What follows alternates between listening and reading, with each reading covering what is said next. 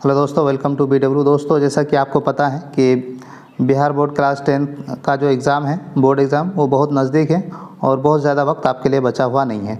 तो इसी को देखते हुए हम लोग बिहार बोर्ड क्लास 10 सभी सब्जेक्ट के chapter wise important objective question लेके आए हैं, जिससे आपका जो 400 प्लस नंबर लाने का सपना है वो आपका साकार हो सके। तो आपको पता है कि 400 प्लस नंबर लाने के लिए आपको हर एक सब्जेक्ट में 80 प्लस नंबर लाना ज़रूरी है, तभी जाकर आपका जो ओवरऑल स्कोर है वो 400 प्लस हो पाएगा।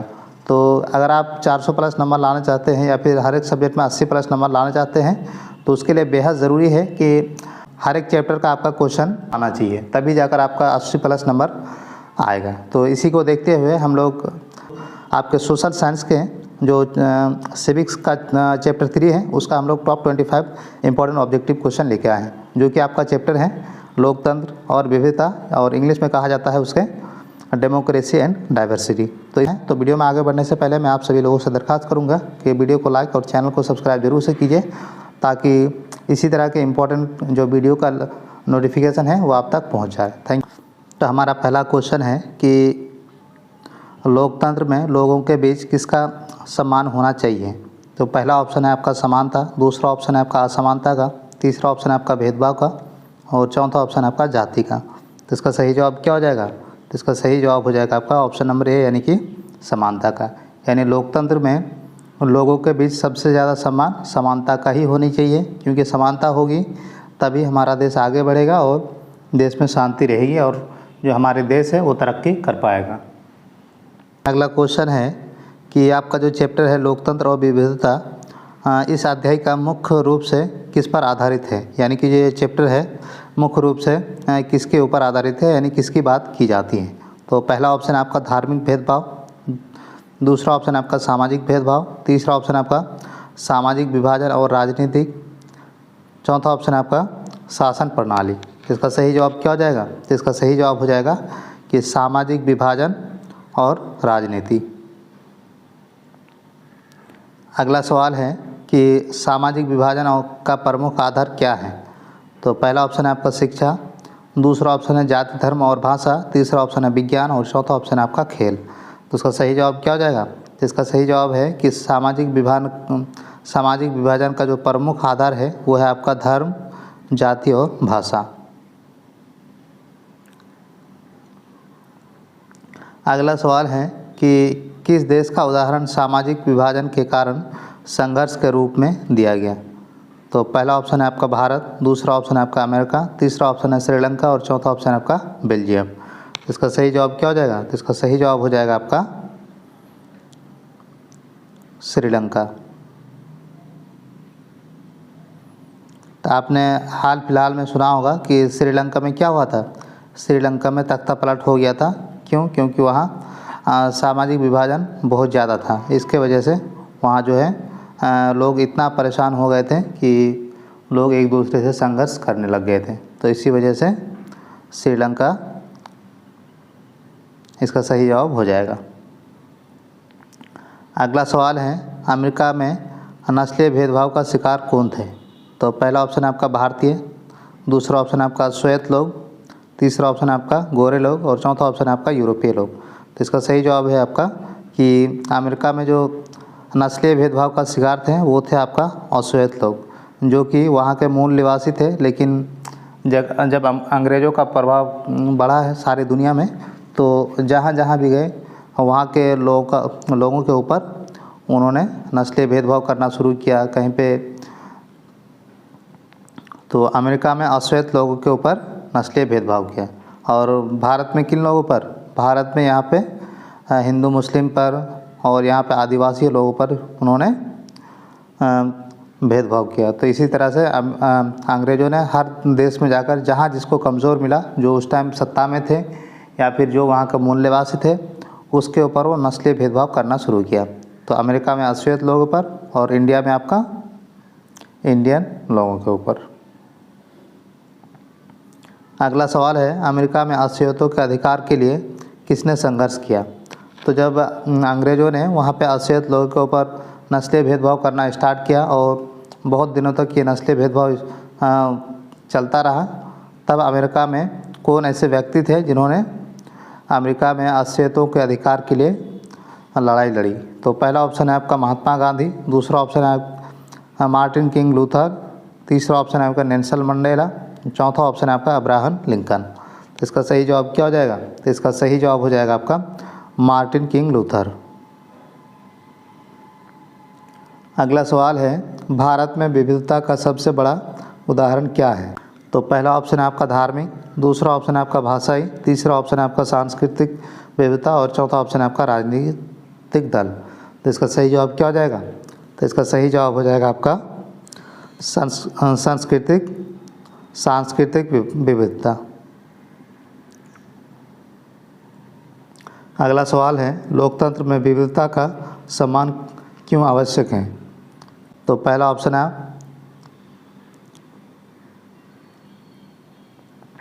अगला सवाल है, लोकतंत्र में विविधता का सम्मान करना क्यों आवश्यक है? तो पहला ऑप्शन है आपका एकता बनाए रखने के लिए, दूसरा ऑप्शन है आपका असमानता बढ़ाने के लिए, तीसरा ऑप्शन है आपके समाज को विभाजित करने के लिए और चौथा ऑप्शन है आपका किसी धर्म को बढ़ावा देने के लिए। तो इसका सही जवाब क्या हो जाएगा? तो इसका सही जवाब हो जाएगा आपका कि एकता को बनाए रखने के लिए, क्योंकि लोकतंत्र में विविधता की इसीलिए आवश्यकता होती है कि उस देश में एकता बनी रहे, और जब एकता बनी रहेगी तभी हम तरक्की कर पाएंगे। अगर हमारी एकता ख़त्म हो जाएगी तो हम दुनिया में आगे नहीं बढ़ पाएंगे, हमारी देश तरक्की नहीं कर पाएगी। अगला सवाल है, किस प्रकार की समानता और लोकतंत्र की नींव है?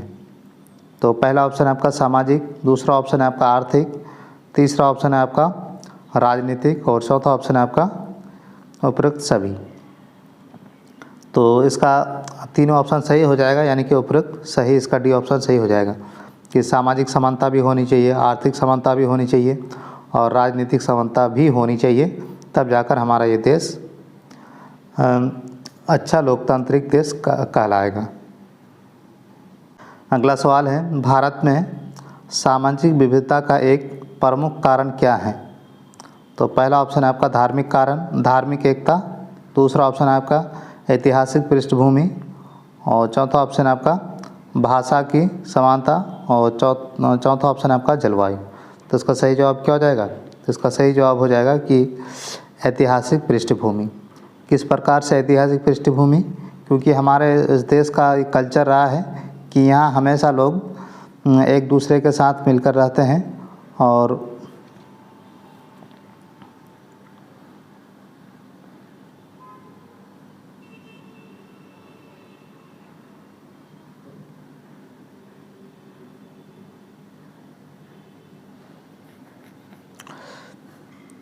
अगला सवाल है, दक्षिण अफ्रीका में नस्लीय भेदभाव की नीति को क्या कहा गया? आप लोग को ये भी पता है कि दक्षिण अफ्रीका में भी नस्लीय भेदभाव काफ़ी ज़्यादा हो रहा था और इसको ख़त्म करने के लिए वहाँ जैसे हमारे इंडिया में भेदभाव को ख़त्म करने के लिए या फिर अंग्रेज़ों से लड़ने के लिए किसने सबसे ज़्यादा मेहनत की? तो महात्मा गांधी जी। और इसी तरह से जो दक्षिण अफ्रीका है, दक्षिण अफ्रीका में जो अंग्रेज़ नस्लीय भेदभाव करते थे उसके लिए वहाँ के जो हमारे ही गांधी जी के तरह थे नेल्सन मंडेला, उसने बहुत ज़्यादा काम किया और नस्लीय भेदभाव से दक्षिण अफ्रीका को आज़ाद कराया। तो ये कहा, इस क्वेश्चन में पूछा गया है कि दक्षिण अफ्रीका में नस्लीय भेदभाव की नीति को क्या कहा गया? तो वो जो नीति थी उसको क्या कहा गया, किसके आधार पर वहाँ नस्लीय भेदभाव होता था? तो पहला ऑप्शन है आपका रंग भेद पर, दूसरा ऑप्शन है आपका जाति भेद पर, तीसरा ऑप्शन है आपका वर्ग भेद पर और चौथा ऑप्शन है आपका भेदभाव। तो इसका सही जवाब क्या हो जाएगा? तो इसका सही जवाब हो जाएगा आपका रंग भेद पर। और अंग्रेज़ ज़्यादातर रंग भेद पर ही क्या बोलते हैं भेदभाव करते थे, क्योंकि अंग्रेज़ लोग गोरे होते थे और अफ्रीका के लोग काले होते थे। तो जो काले लोग होते थे वो लोग निम्न दर्जे के लोग समझते थे यूरोप के लोग वहाँ पे, जो कि हालांकि वही लोग ओरिजिनल अफ्रीकी थे और जब वहाँ जाकर वो शासन करने लगे तब फिर इन्हीं लोगों को रंग भेद के आधार पर उन लोगों के नस्ल भेद करना स्टार्ट कर दिया था। अगला सवाल है, भारत में जाति आधारित भेदभाव किस रूप में जाना जाता है?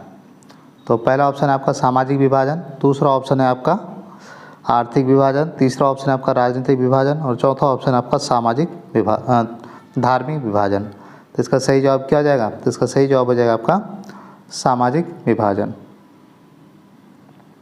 अगला सवाल है, सामाजिक विभाजन को राजनीति से जोड़ना कब खतरनाक हो जाता है? यानी कि जो सामाजिक विभाजन है उसको राजनीति से जोड़ना कब खतरनाक हो जाता है? जब यह असमानता बढ़ाए, जब ये या एकता बढ़ाए, जब यह विकास करें या फिर जब ये सहयोग बढ़ाए। तो खतरनाक तब हो जाता है जब ये असमानता बढ़ाए। यानी कि सामाजिक विभाजन खतरनाक हो जाता है जब ये असमानता बढ़ाए कि ये तो हिंदू है, ये तो मुस्लिम है, ये तो सिख है, ये तो आपका दलित है, ये तो आपका बैकवर्ड है। जब इस तरह की भेदभाव करना स्टार्ट हो जाए तो वो हमारे सामाजिक विभाजन बहुत ज़्यादा खतरनाक हो जाता है। अगला सवाल है कि राजनीतिक में सामाजिक विविधता का सकारात्मक पहलू क्या है? तो राजनीति में सामाजिक विविधता का सकारात्मक पहलू क्या है?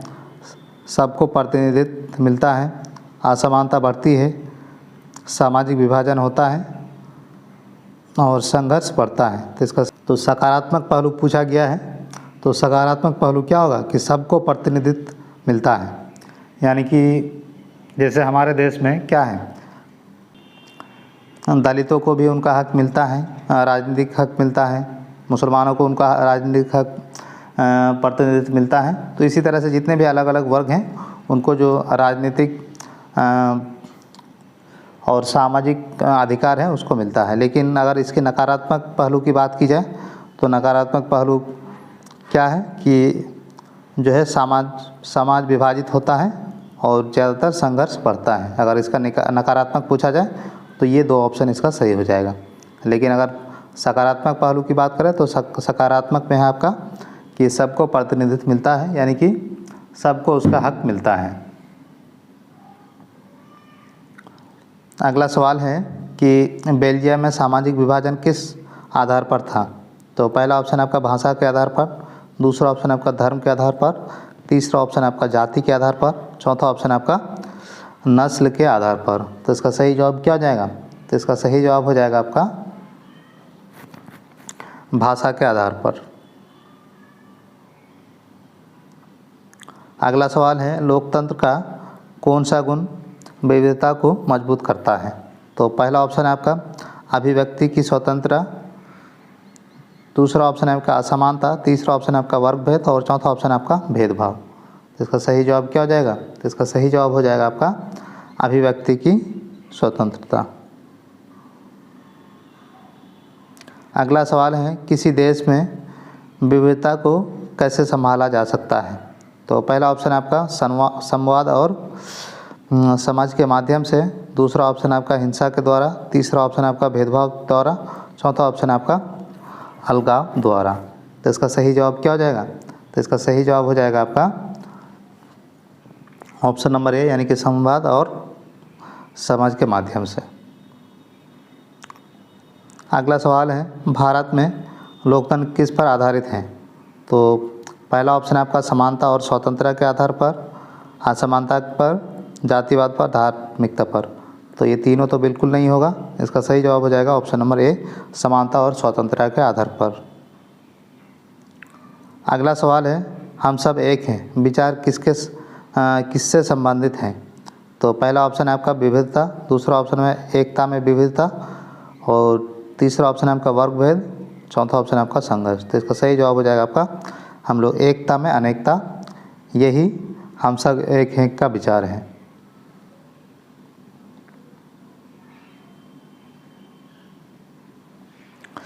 अगला सवाल है और सवाल नंबर 20 है कि सामाजिक विविधता का दुष्प्रभाव कब पड़ता है? तो पहला ऑप्शन है जब यह संघर्ष का कारण बन जाए, दूसरा ऑप्शन है जब यह सहयोग बढ़ाए, तीसरा ऑप्शन है जब यह एकता बनाए रखे और चौथा ऑप्शन है जब यह समानता बढ़ाए। तो इसका सही जवाब हो जाएगा कि ऑप्शन नंबर ए, जब यह संघर्ष बढ़ाए तो ये सामाजिक विविधता का दुष्प्रभाव पड़ता है। अगला सवाल है, भारत में कितनी प्रमुख भाषाएं संविधान में मान्यता प्राप्त हैं? तो इसका सही जवाब है 22।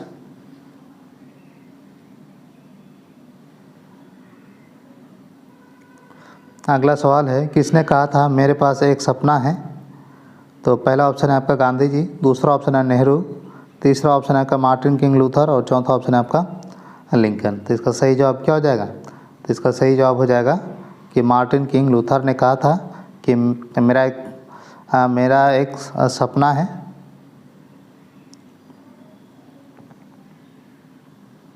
तो क्या सपना है कि इस पूरी दुनिया से हम क्या करें, इस पूरी दुनिया से जो ये भेदभाव की नीति है इसको मेरा समाप्त करना, यही मेरा एक सपना है।